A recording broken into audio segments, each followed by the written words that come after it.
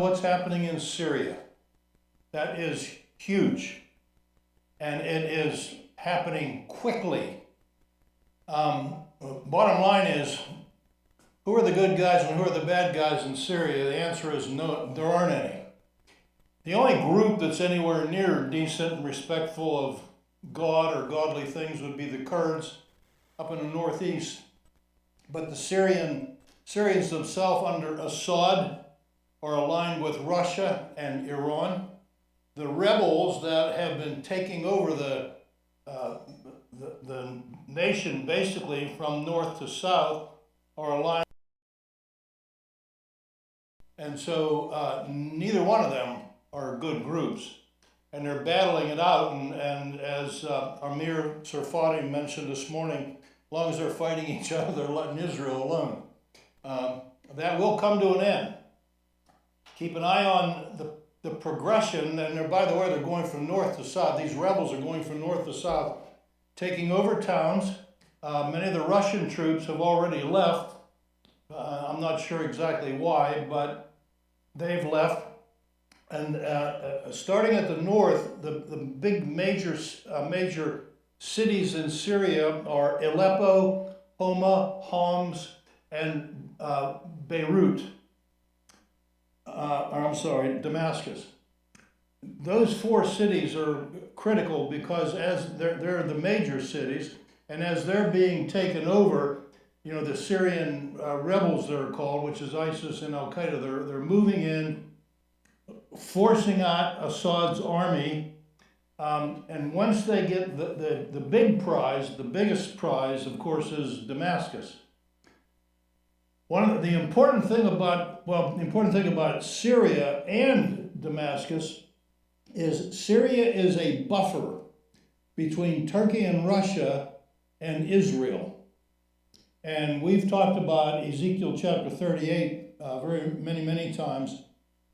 There will one day come an army from the north, primarily headed by Russia, Turkey, Iran, and Sudan, and it will come down through and arrive, according to Ezekiel 38, on the mountains of Israel, at which point it will be destroyed. But in order for it to move from the north to the south to arrive on the mountains of Israel, it almost has to go through Damascus. Isaiah chapter 17 prophesies that one day, and Damascus is one of the oldest cities in continuously inhabited cities in the world. And Isaiah 17 prophesies that there's coming a time that Damascus will be destroyed and no one will be living there. And so keep an eye on what's happening over there. Remember to pray about what's happening over there as well. Okay, that's just a little bit of a news update. Let's have a word of prayer and we'll get into our study. Father, thank you for our time together this morning. Thank you for the book of Daniel. Thank you for particularly the chapters that we're studying now as they relate to prophetic issues and times and events. And I pray, Lord, as we continue our study, that your Spirit would direct our thoughts so that we are on the same page as you, so that we understand the words that you have transmitted to Daniel to transmit to us. Help us to appreciate the seriousness and the gravity of the events that are being described here. And for your help in this, we give you thanks in Jesus' name. Amen. Okay, so there were a couple of issues. We're in Daniel chapter 7, and again, as I said, the whole book of Daniel, of course, is important, but two primary chapters, chapter 7 and chapter 9, relate to the future, relate especially to what we're talking about right now in our study of the book of Revelation. And so we have to, and that's why I'm taking my time. I want to take my time to go through these two chapters because we really have to be able to digest this stuff in order to understand how it correlates with what's happening in the book of Revelation during what's called the tribulation period. And so one of the significant things, we started talking about this last week, and I want to get to the final point of it today. In verse 18, well, first of all, you remember this whole thing is about a vision that Daniel had, and in this vision Daniel had, it relates and correlates back to chapter 2, which was the dream that Nebuchadnezzar had of the empires of the world, the Babylonian Empire, the Persian Empire, the Greek Empire, and the Roman Empire. Daniel has a vision here in chapter 7 that line by line lines up with that vision in chapter 2. And so we've already learned that those, he saw these four animals, and we were back, let me get back there to verse 4. He saw these beasts coming up out of the sea, meaning coming up from humanity. Verse 4, first was like a lion. Verse 5, the second one resembled a bear. Verse 6, another one was like a leopard. And verse 7, this fourth beast, dreadful, terrifying, extremely strong, didn't exactly tell us here what it looked like. It was strange. It was different. So we saw that these four empires line up with those empires that we know from history looking back have already occurred. Babylonian Empire, the Persian, Medo-Persian, the Persian Empire, the Greek Empire under Alexander, and then the Roman Empire. And so Daniel had this vision which went all the way through verse 14, and then we came to verse 15. It says, as for me, Daniel, my spirit was distressed within me. The visions in my mind kept alarming me. I approached one of those who were standing by and began asking him the exact meaning of all this. And so he wanted to know what this vision was all about, and it was then related to him. Verse 17, these great beasts, which are four in number, are four kings who will arise from the earth. And remember, we looked at this before. The word kings there actually refers to kingdoms, not individual people. Those kingdoms, again, Babylon, Persia, Greece, and Rome. And then he made this statement in verse 18, and this is the crux of everything. But the saints of the highest one will receive the kingdom and possess the kingdom forever for all ages to come. And the question was asked as, who are the saints of the highest one? Now, depending on what commentary you're reading and what Bible scholars you're reading their thoughts of, there are many that look at this, the saints of the highest one, and relate it to the word saints in the New Testament. Of course, in the New Testament, when that word is used, it's referring to the church in most cases. And so people make this connection, which is not valid, but they make it anyways. Well, if the saints in the New Testament are referring to the church, this saints must be referring to the church. And point of fact is, it's not, and so that's where we kind of started there. Excuse me. We kind of started there last week, and I want to emphasize a couple points here and show you exactly who these saints are. So if you and that term saints, Kaddish in Aramaic is very similar to the Hebrew word kadosh, which means holy, sacred, set apart. If you drop down to verse 21, these saints show up again. Verse 21, I kept looking, and that horn was waging war with the saints and overpowering them. And again, some commentators look at this and say, well, this has to be talking about the church. The problem with that is we've already identified chronologically that the time that we're dealing with here is the time of the tribulation period. And if our theology is correct, and I believe it is, the time of the tribulation period, where is the church? It's not on earth. It's already in heaven. It's been raptured. And so these saints in verse 21, against whom that horn, we haven't discovered the meaning of the horn yet, but we will, against whom that horn is making war, they're on the earth. And the church is gone, so it cannot be referring to the church. It has to be referring to the kadosh, the kaddish, people that can possibly be are the Jews. Drop down again to next verse, 22. Until the Ancient of Days came, which is at the end of the tribulation period, and judgment was passed in favor of who? The saints of the highest one, these same exact people, the Jews. And the time arrived when the saints took possession of the kingdom. And we've looked at this before, where this coming kingdom that's coming to this earth, the 1,000-year kingdom, the millennial kingdom, the messianic reign of Christ, that is a kingdom of the Jewish people. It's not a kingdom of the Gentiles.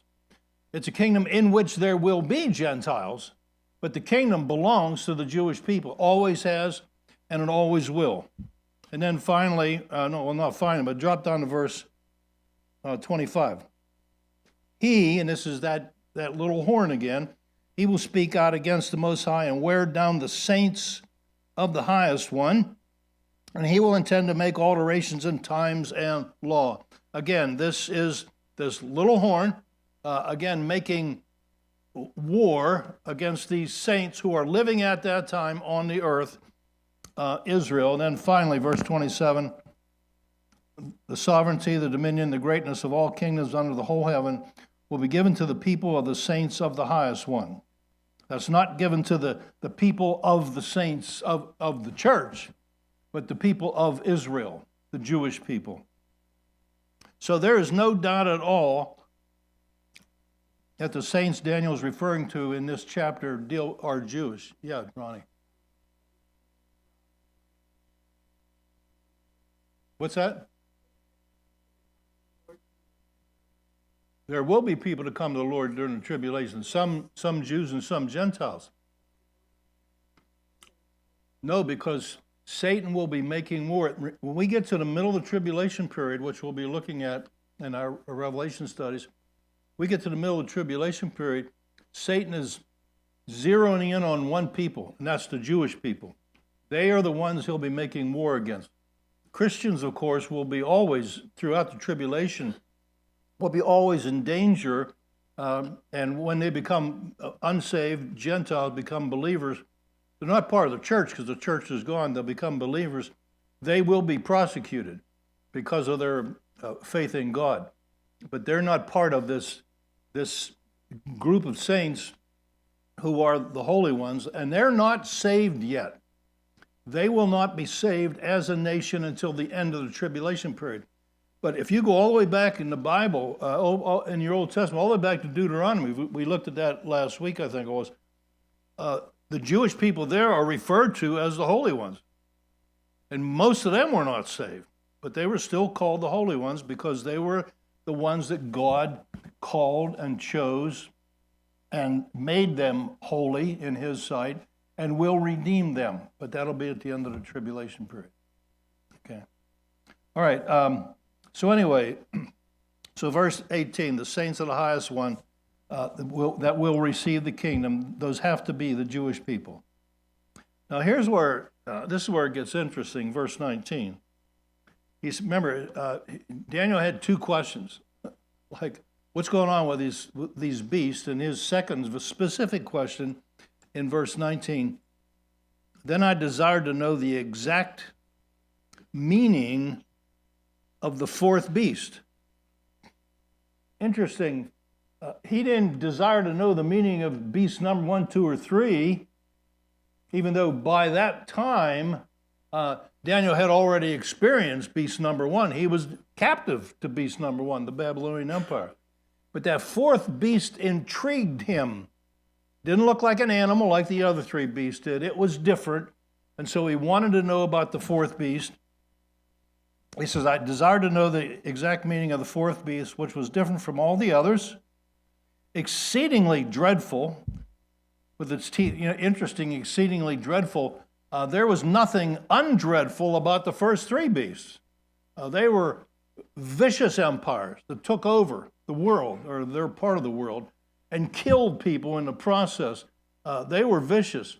But there was something about this fourth beast that was different from all of those. So he said this fourth beast, which was different from the others, exceedingly dreadful, with its teeth of iron, its claws of bronze, and which devoured, crushed, and trampled down the remainder with its feet. And you'll remember, as I shared with you, when Rome took over, it took over the land that belonged to, mostly that belonged to the Babylonians, that belonged to the Persians, and belonged to the Greeks. Not all of it, but most of it. Verse 20. And the meaning of the 10 horns that were on its head, this fourth beast had 10 horns on its head, and the other horn, that was the little horn, back in verse 4, the other horn which came up, before which 3 of them fell, namely, that horn which had eyes and a mouth uttering great boast, which was larger in appearance than its associates. Now, it's interesting, earlier in the chapter, when Daniel first saw this beast, he described it, and these 10 horns on the head of this beast, and then he said, another horn came up, a little horn. He called it there a little horn. And here, he's talking about in verse 20, this horn was larger in appearance. And of course, Bible critics right away latch on to that and say, well, there's an inconsistency. Is a little horn or is a bigger horn? Well, the truth of the matter is the word is translated larger is rav. It's an Aramaic word that relates to the Hebrew word that literally means chief or captain or commander or leader. And so it has nothing to do with its size. It has to do with its state or its capability or its capacity. So basically what he's saying is, he wanted to know about this horn in the middle of verse 20 that had eyes and mouth and uttering great boast, which was in appearance the chief or the captain of all of its associates. Verse 21. I kept looking, and that horn was waging war with the saints and overpowering them. Now, the people that try to relate this saints to the church immediately go to the theological position called preterism, which basically believes all the prophecies of Scripture has already been fulfilled, primarily in AD 70, when Rome took over, destroyed the temple, destroyed Jerusalem, and so people will point to AD 70 and say, well, that was the fulfillment of this passage. That horn, which they see as Rome, was waging war with the saints and overpowering them, until the Ancient of Days came and judgment was passed in favor of the saints of the highest one. The problem with that theological position is that the Ancient of Days has not come yet. That's still in the future. So we have to really try to understand who this little horn is and understand more about this kingdom. If we assume, and I think correctly, that the first kingdom was Babylon, the second kingdom was Persia, or the Medo-Persian Empire, which became Persia.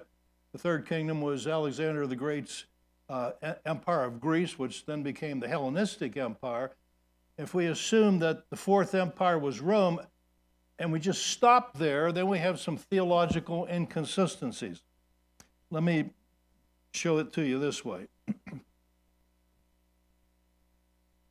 Verse 23. And here's the explanation that Daniel is receiving about that fourth beast. Thus he said, the fourth beast will be a fourth kingdom on the earth, which will be different from all the other kingdoms, and will devour the whole earth and tread it down and crush it. Now I want you to notice that phrase about what this kingdom would do, will devour the whole earth. And so there are some commentators that said, well, that's Rome, because Rome devoured the whole earth.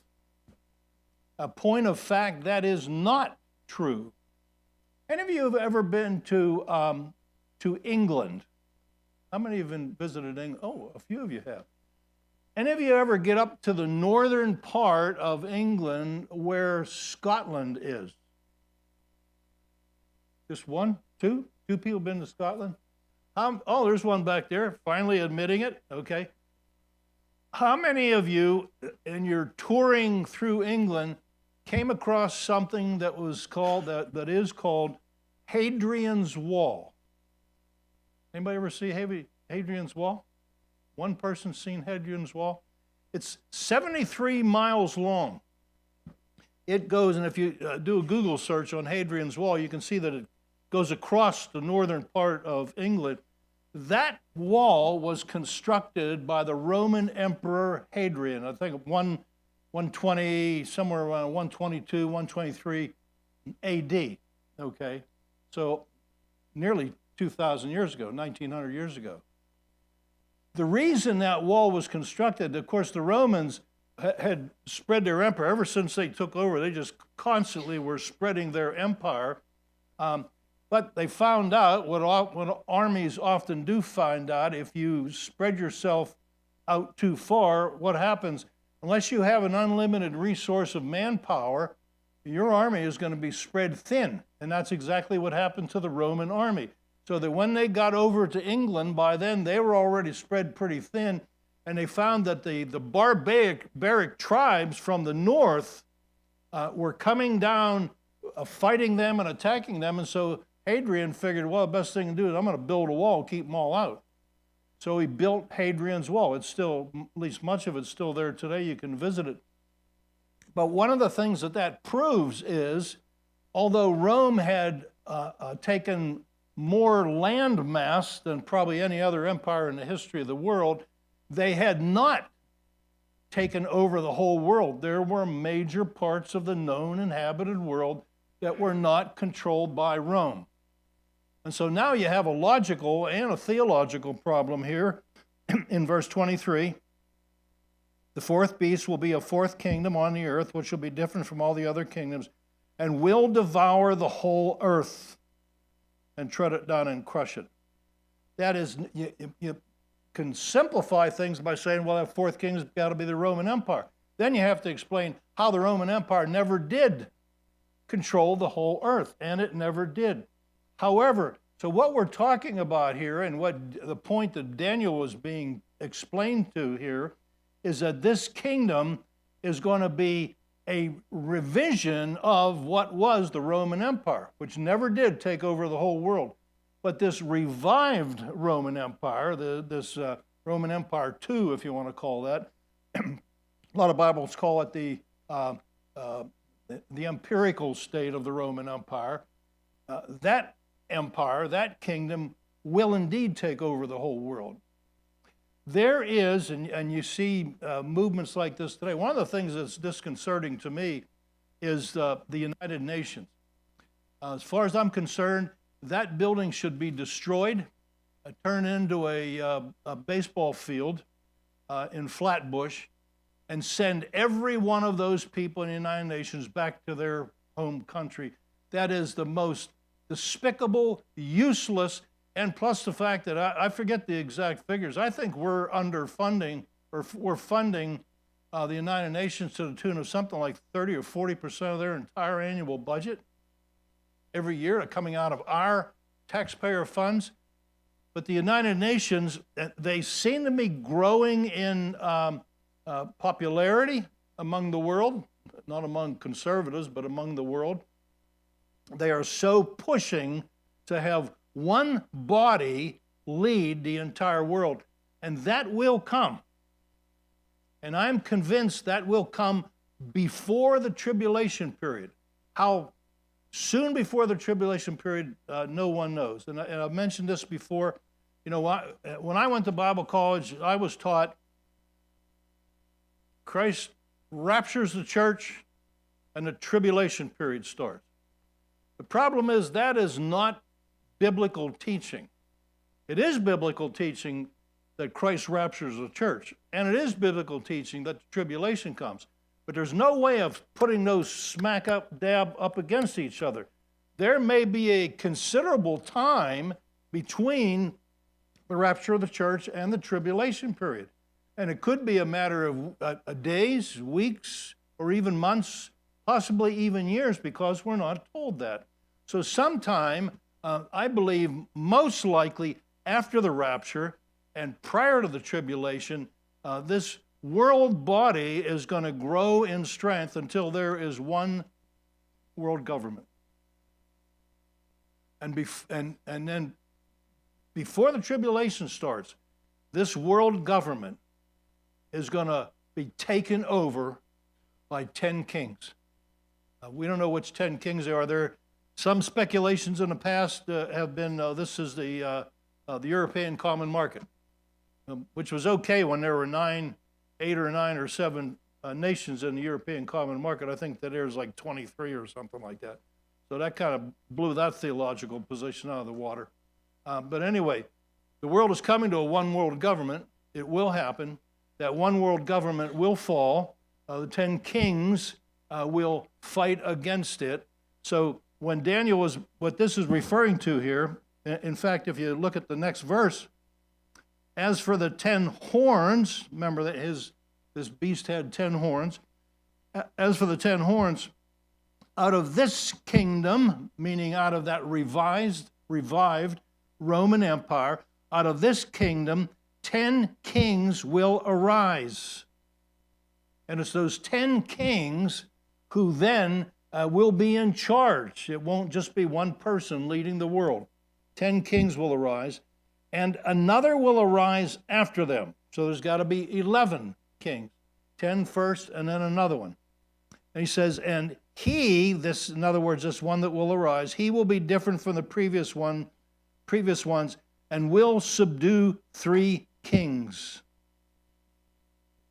So sometime, I believe prior to the tribulation period, the world will develop into a one world governmental system, which means basically a one world economy, a one world political existence, a one world religious system, and then these 10 kings will rise up and defeat that one world system. And out of those 10 kings, this one extra little king arises. He will be different from the previous one and will subdue 3 kings. And this little horn, this extra one, this last one, verse 25, he will speak out against the Most High, which is God, and wear down the saints of the highest one, which is the Jews, and he will intend to make alterations in times. He'll intend to make alterations in times, and they, meaning the saints of the highest one, or the Jews, will be given into his hand for, look at this, for time, times, and half a time. For time, times, and half a time. What in the world does that refer to? The word that's translated time there is the Aramaic word idon. We've seen it already. Stay in Daniel and turn back to chapter 4.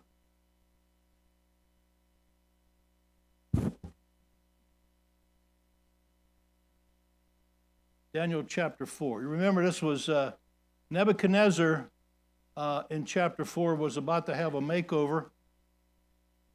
He was going to go from being the empire leader of Babylon to being a wild animal. And verse 13, Daniel 4:13, this was Daniel's description. He says, Nebuchadnezzar, I was looking in the visions of my head as I lay on my bed, behold, an angelic watcher, a holy one descended from heaven. He shouted out and spoke as follows: chop down the tree, cut off its branches, strip off its foliage, scatter its fruit, let the beasts flee from under it, the birds from its branches, yet leave the stump with the root in the ground, but with a band of iron and bronze around it in the new grass of the field. And we studied that when we went through chapter 4, but then look at how verse 15 ends. And let him be drenched with the dew of heaven, and let him share the beasts of the earth. Let his mind be changed from that of a man, and let the beast's mind be given to him, and let 7, and then in English the words 7 periods of time pass over him. That same exact Aramaic word, idon, It is a period of time. And the best way to understand that phrase, and this was a commonly assumed meaning of that phrase, is that it referred to a year. So when Daniel is told, let 7 periods of time pass over him, Nebuchadnezzar was in an animal state for 7 years. What a mess. So when you come back to Daniel chapter 7, if you use that same interpretation of Idon in verse 25, and they, the saints of the highest one, will be given into his hand for time, a year, times plural, 2 years, and half a time. 1 plus 2 is 3, and a half is 3 and a half. That is exactly half the length of the tribulation period. And again, if we're in the middle of the tribulation period, which is 7 years long, we'll see that later when we get through the rest of Daniel, but if we're in the middle of the tribulation period, which is 7 years long, half of the tribulation period is 3.5 years. And so these Jewish people will be given into the hands of this little horn for 3.5 years. And if you go back to Luke chapter 21 that we looked at last week, that's exactly what Christ was referring to. When you see Jerusalem surrounded by the armies, Jesus said basically, get out of town because things are going to get bad. And that's the implication is that's exactly when the Antichrist is going to take over in the temple in Israel. Okay, verse 26.